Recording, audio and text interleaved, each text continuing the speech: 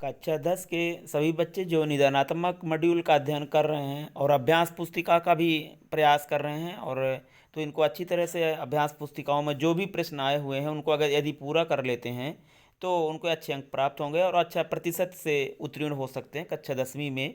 सभी बच्चे देखेंगे कि पहले, इससे पहले जो हमने वीडियो डाला था उस वीडियो में नेताजी का चश्मा पाठ से लेकर जो संस्कृति वाला पाठ है वहाँ तक के सभी ऑब्जेक्टिव प्रश्नों का अध्ययन कर लिए थे।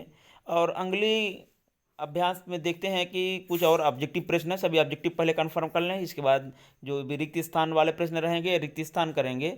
इसके पश्चात ये जो भी सत्य असत्य रहेंगे सही जोड़ी रहेंगे और छोटे छोटे प्रश्नों को लिखने का अभ्यास करेंगे। तो आज चलते हैं सेकंड पार्ट के इसका देखते हैं और उसको बनाने का अभ्यास करते हैं। और सभी बच्चे इसको 1 से 2 बार जब वीडियो देखेंगे तो ये सारे प्रश्न कन्फर्म हो जाएंगे, गलत नहीं होंगे परीक्षा में कभी भी, है ना। तुक्का लगाने की कोई भी ज़रूरत नहीं रहेगी। सभी बच्चे इसका 2 से 3 बार इस वीडियो को देख लेंगे। तो ये नेताजी के चश्मा का पाठ का जो विधा था, है ना, एक प्रकार की कहानी थी और इसको अपन पढ़ चुके हैं और अगला अध्ययन कर रहे हैं कि जो भी ऑब्जेक्टिव प्रश्न आए थे उनमें से कौन सा प्रश्न बाकी है। आइए देखते हैं वीडियो पेज नंबर खोल करके इसमें कौन से पेज से चालू हुआ था। ये 49 पेज से शायद चालू है, तो इसमें पेज नंबर 49 खोल के रख लें और उसी से अगला हल करें सभी प्रश्नों को। और इनको इस वीडियो को अपन स्किप करके भी देख सकते हो, जो जो जो चीज़ें आपको पाठ छूटता जा रहा है उसको बढ़ा के भी आप देख सकते हो, जिससे आपके प्रश्न कन्फर्म हो जाए, उनको गलत नहीं करना। पाठ का सारांश इसमें दिया हुआ है, अध्ययन करा रहे थे तो देख रहे। और उसको जो दो कवियों तुलसीदास और सूरदास का जीवन परिचय तो मस्ट है, सबको ही अच्छे से याद कर लेंगे। इसके बाद आज चलिए प्रश्न को हल करते हैं, फटाफट कर लेते हैं। पहला प्रश्न इसमें आ रहा है कि आचार्य रामचंद्र शुक्ल के अनुसार हिंदी पद्य साहित्य का दूसरा काल कौन सा है। इसमें सभी को पता है कि पद्य काल, हिंदी जो पद्य काल है आचार्य रामचंद्र शुक्ल ने कितने भागों में बांटा है, 4 भागों में बांटा है। 4 भागों में पहला है आदि काल, दूसरा है भक्ति काल, फिर रीति काल और आधुनिक काल। तो दूसरा काल इसमें पूछा गया, तो दूसरा काल हो गया तुम्हारा भक्ति काल। भक्ति काल का संवत भी इसमें अलग अलग है, 1050 से 1375, 1375 से 1700, 1700 से 1900, 1900 अब तक। तो ये सारे प्रश्न कंफर्म करते चलेंगे, इसमें गलत ना होने पाए आप लोगों को। रीति काल को काव्य की दृष्टि से कितने भागों में बांटा गया है, ये प्रश्न आ चुका है। तो रीति काल पता है तीसरा काल कहलाता है, इसको श्रृंगार काल भी कहा जाता है। और ये 3 भागों में बटा हुआ है, एक होता है रीति सिद्ध, दूसरा होता है रीति मुक्त और रीतिबद्ध परंपरा में 3 भागों में बटा हुआ रीति काल। आधुनिक काल का आरंभ होता है सन 1900 से, सबको पता है सभी बच्चों को। छायावाद का आधार स्तंभ कभी नहीं है, प्रश्नों को देखना अच्छे से कौन से नहीं है। पंत प्रसाद निराला एवं महादेव वर्मा का नाम तो अच्छे से जानते हैं, लेकिन इसमें पूछा कौन से नहीं है, तो 4 में से ये सूरदास जी नहीं है।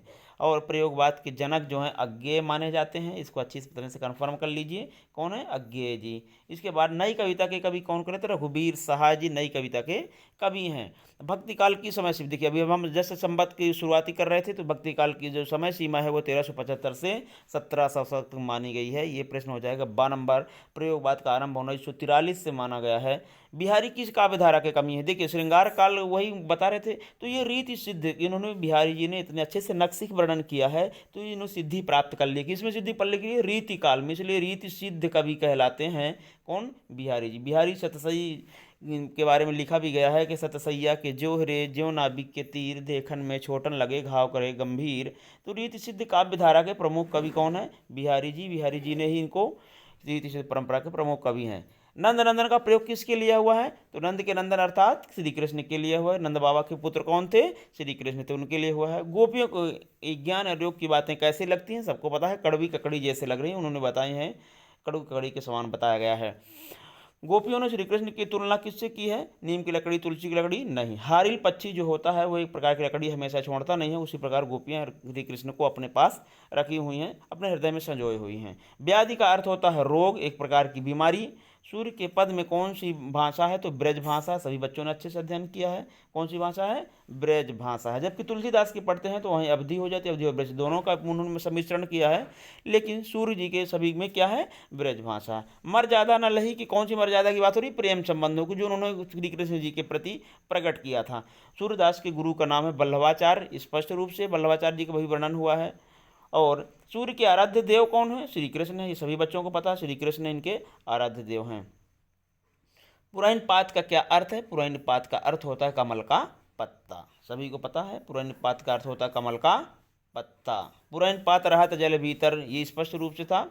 पुरैनपात क्या होता है, पुरैन का कमल का पत्ता, पुरंज पात का अर्थ होता है कमल का पत्ता।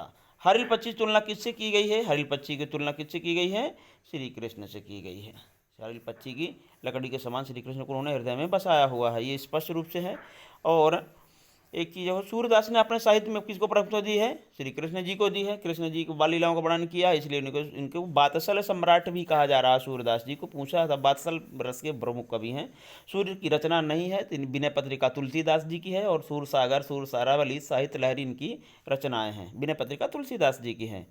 इसके पश्चात परशुराम को व्यंग भरे उत्तर किसने दिए? तो लक्ष्मण जी ने दिए थे। किसने दिया था? लक्ष्मण जी ने दिया था। जब उनको राम लक्ष्मण परशुराम संवाद पाठ में होता, लक्ष्मण जी ने व्यंग भरे उत्तर बहुत सारे दिए थे।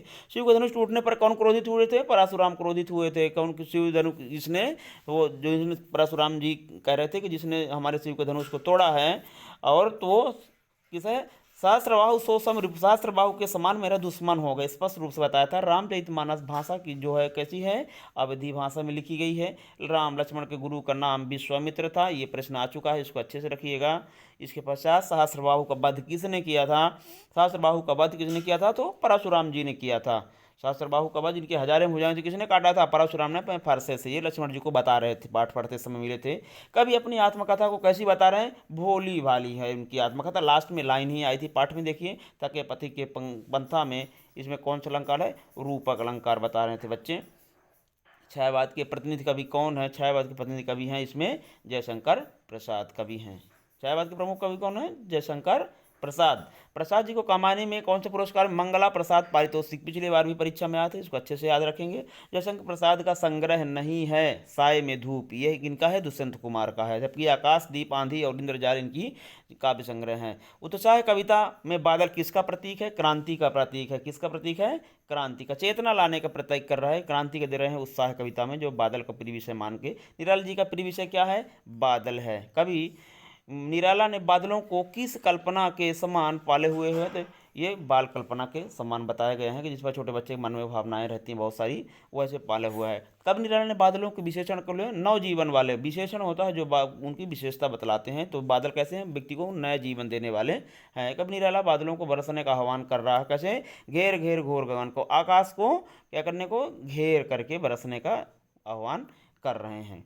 आगे चलिए। कभी निराला ने तत्वधारा के माध्यम से किसको संगत किया है? जन सामान्य की पीड़ा के, जो लोग यहाँ परेशान हैं, परेशानी का सामना कर रहे हैं, उन्हीं की जन सामान्य की पीड़ाओं का वर्णन किया है। यह जन मुस्कान पाठ के लेखक कौन है? तो नागार्जुन। इनका बैद्यनाथ मिश्र दूसरा नाम है, इनका याद रखिएगा, परीक्षा में ऑब्जेक्टिव प्रश्न नहीं आएंगे। नागार्जुन जी ने लिखा है यह जन मुस्कान, है ना। मुख्य गायक की आवाज़ में गूंज मिलाने वाला क्या कहलाता है? बहुत सरल, ये तो सभी से बन जाएगा, संगतकार। वही जिस प्रकार अपन कोई मुख्य गायक होता है, उसके पीछे पीछे दूसरे दोहराने का कार्य करते हैं। चलिए देखते हैं अगली कक्षाओं में अगला ऑब्जेक्टिव प्रश्न बनेगा। तब तक के लिए नमस्कार।